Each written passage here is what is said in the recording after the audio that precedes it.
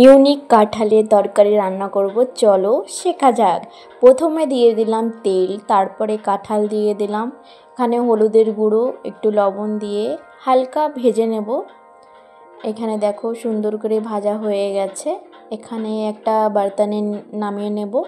তো এখানে সয়াবিন নিয়েছি আমি।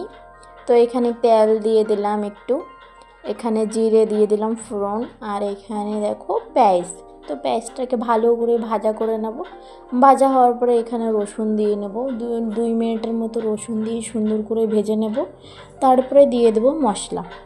এখানে লবণ দিয়েছি, হলুদের গুঁড়ো দিয়েছি, মরিচ পাউডার দিয়েছি আর মিক্স মশলা।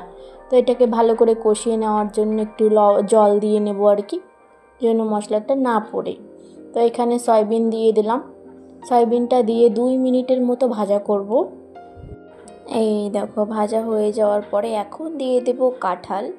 তো কাঁঠালটাও ভালো করে মিক্স করে নেব। মিক্স করা হয়ে গেলে, ভালো করে ভাজা হয়ে গেলে এখানে দিয়ে দেব গরম জল। তো আমি গরম জল দিয়েছি, ঠান্ডা জল দিলেও হবে।